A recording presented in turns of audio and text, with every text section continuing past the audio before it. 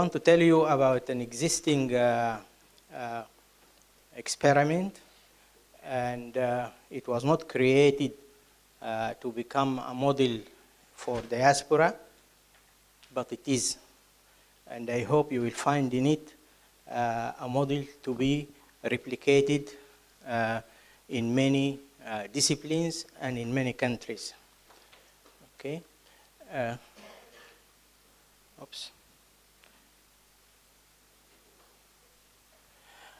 So I'm going to tell you about the problem and the proposed solution and the results we get and what we are dreaming to get in the future.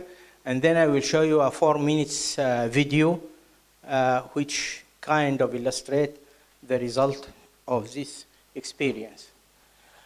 First of all, let me tell you about the problem.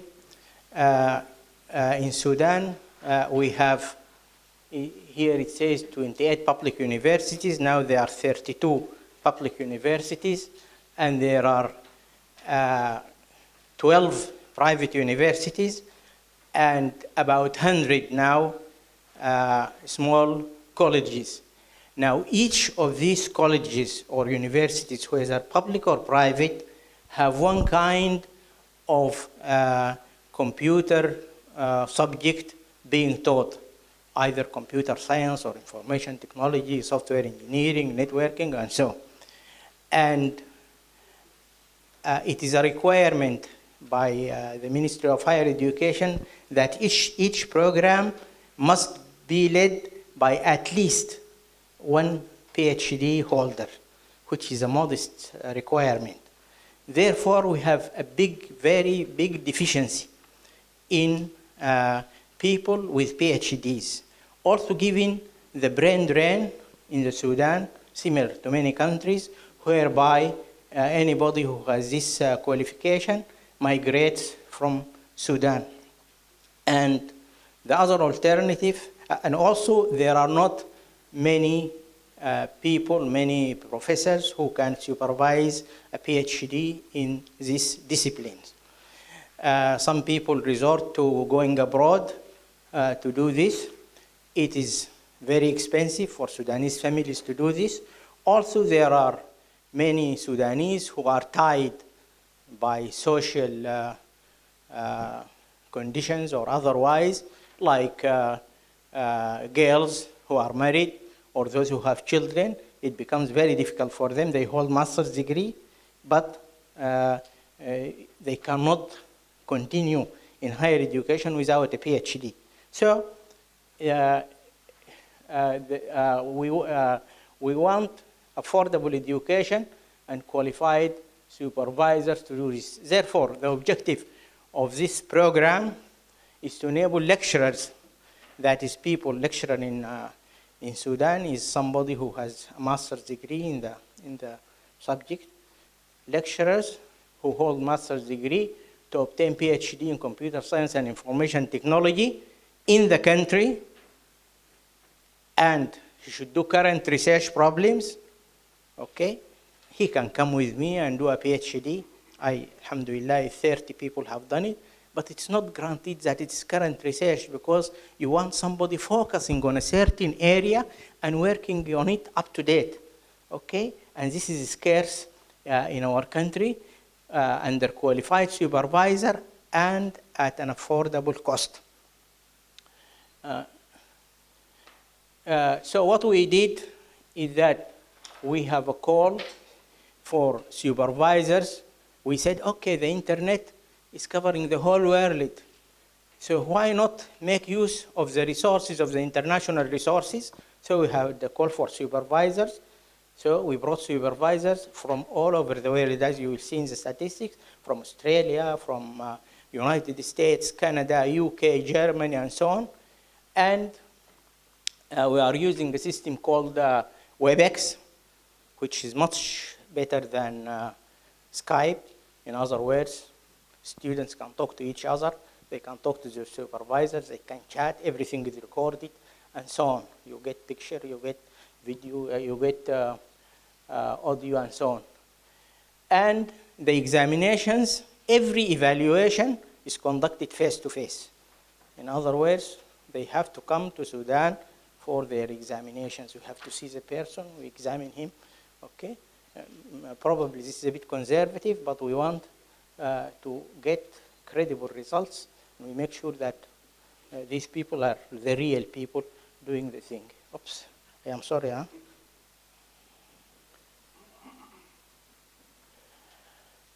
So the students are from the country. When we started with Sudanese and a few people from Nigeria, Chad, and so on.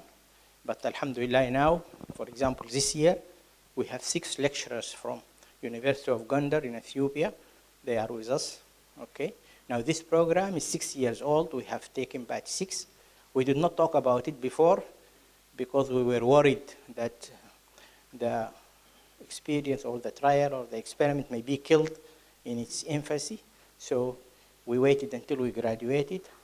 And now we graduated 20 PhDs. And at least 6 of them are working in Sudan, okay? You know that Saudi Arabia has opened many girls' colleges, and therefore they recruited many of our masters women are working in there, but they are all threatened that if they do not get PhD, they may not continue in their job, okay? So the requirement to have a master's degree, it is competitive. We get like 120 applicants. We choose about 60 from inside and outside the Sudan. And as I said, they must come for their seminars in the university. The exams are in the university. We have, the supervisor has to come at least once a year. He will have every presentation will be attended by an external examiner from another Sudanese university, an internal examiner, and the supervisor.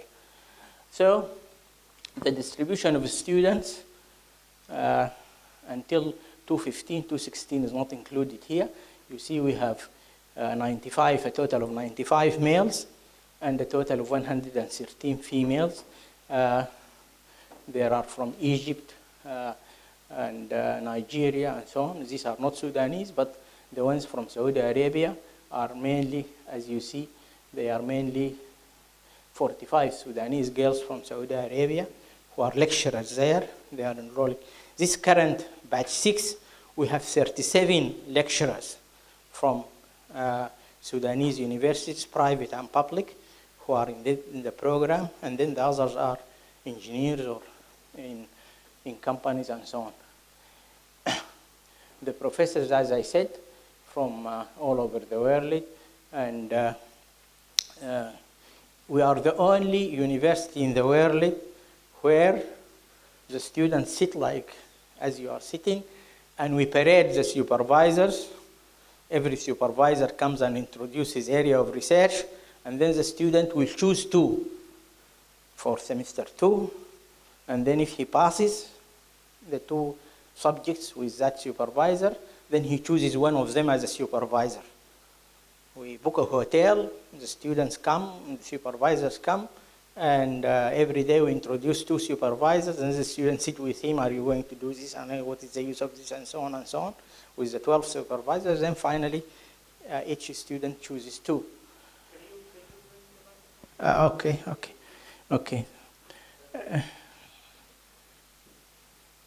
Okay, so this is the distribution of participating supervisors. As you see, Australia, Canada.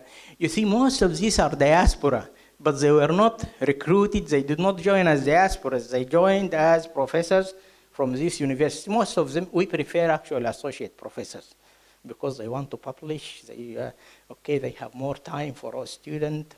They can bear the terrible English of our students and so on. Okay. So as you see, we have from Sweden, from Tunis, Turkey, UK, you name it, okay? So it is a tough job, you know, in the Sudan, whereby if a foreigner buys a ticket, it must be paid in dollars, and the agency wanted cash to get these people there. And particularly if you have a coup in Turkey, then most of your things, you see, the coup in Turkey affected us much more, I think, than Turkey, you see. Okay, And since we have many people from many professors from many universities, we have a spectrum of specializations covering the whole spectrum of computer and information technology, from business modeling to soft computing to network security, natural language processing, Arabic processing, mobile networks, geoinformatics, big data, and so on. Okay. Naturally, the professors want publications, and therefore our students publish in international journals and so on. So we have, this is up to 2014. Now we have much more than this in 2015 and 2016, alhamdulillah. Okay. Problems. When we started, like 4 years ago, the lecturer in University of Izzeldin in Darfur, he does not have to come to Khartoum. He is following. He comes only for presentations, for meeting his supervisor, and so on. But now he has to go to the university because it has a good internet. He cannot do it from home. It used to be that the woman does not have to dress and go, and she can do it at home. But now, unfortunately, in the rural areas, the internet is weak. Fortunately, the WebEx system, everything is recorded, so they have to get it by and so on. So that is a problem. The program was designed for 3 years. Now it typically takes 4 years because most of these people are working. And unfortunately, the Sudanese, when it comes to the research phase, they think that you register for a PhD and you wait and it will hatch a PhD in the end. But okay, but now it doesn't work, you know. So they have to do it, I can say, to international standards, and therefore it takes, and because we are paying the professor, so we cannot bear that he stays. I have students too who stayed 13 years on their PhD. Fine, no problem when we are doing it by research. But this method, it doesn't work. We cannot bear that he works slowly. Limited number of scholarships. 1 year, we got some money from Ministry of Communications and from Faisal Islamic Bank, so we had 10 scholarships for the students, but we couldn't continue, only those 10. Okay, I hope one day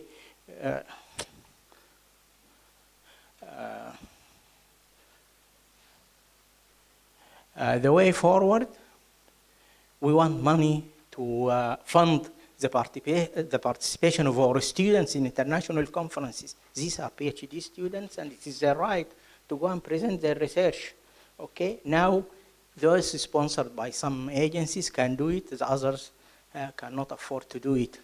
Okay, and it is time now. We now admitted batch 6. It is time to study the whole experience and find what is our weakness and how can we improve on the performance. More involvement of diaspora. In this program, we have only 2 Sudanese. One is a professor in University of Florida and one in Malaysia. Okay, so we wish to have more diaspora. But as I told you, if we look, for example, the person coming from Tunis is an American, but he's Tunisian, Egyptian, who is British. We have the Dean of University of Essex. He has some of our students, but he's Egyptian originally. We have the one in Australia, he's originally Ugandan, and so on.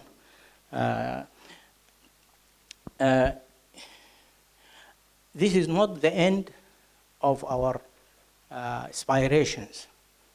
We want to make this program, this department, a hub at least for East Africa, because alhamdulillah now, since we have a relationship with University of Gondar and they sent us 6 of their lecturers, okay, and now another university in Ethiopia called Bahr Dar or something, okay, they also came and said, this is good for us, we are going to bring 5. So we want to keep these people after they do their PhD something, to pin them in the Sudan where they can publish more and at the same time continue teaching within the country. Okay, I am going to show you a 4-minute video, if you bear with me.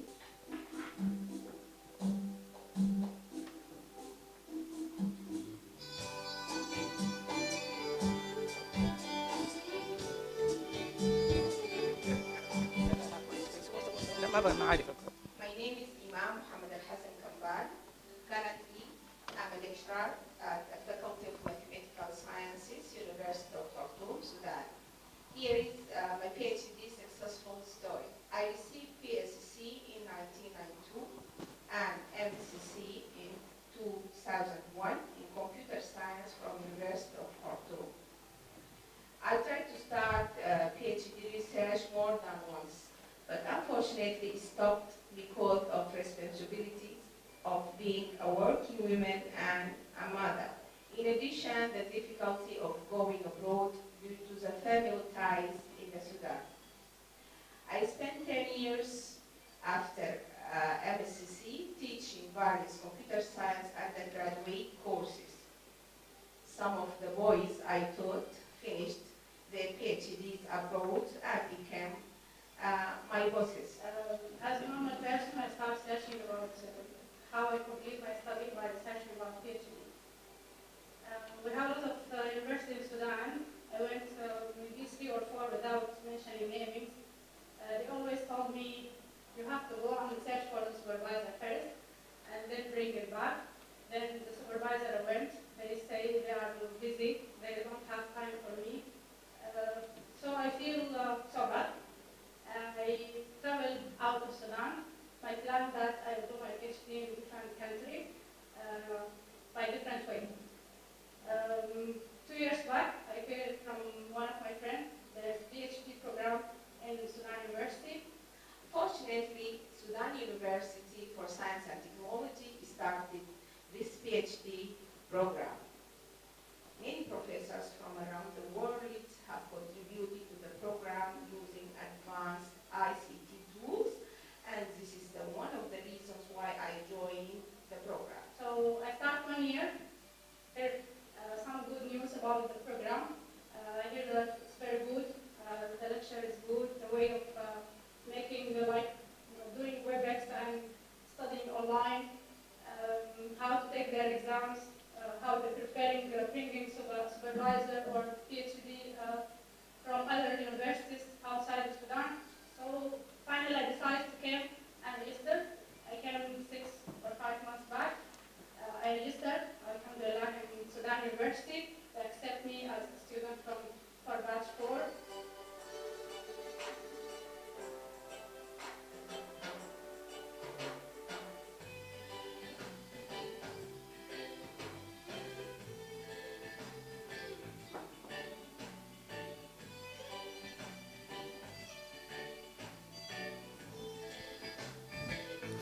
She is doing everything, and her husband is asleep, huh?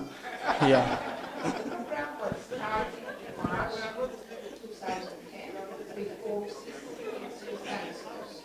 These courses were very beneficial, motivating, and encouraging.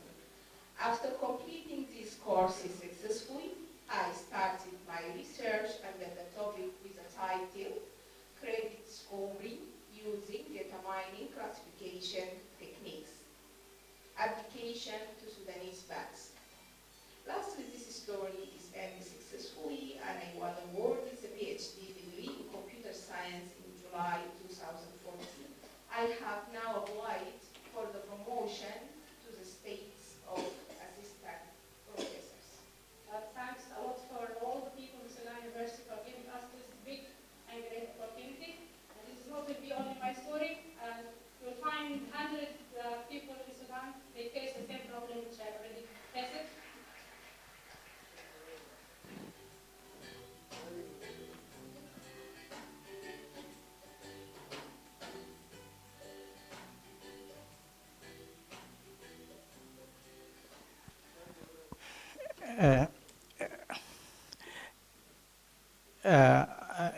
I think this, you see here, we have many people in the diaspora, but they are coming for to help their region actually, much more than just their country of origin.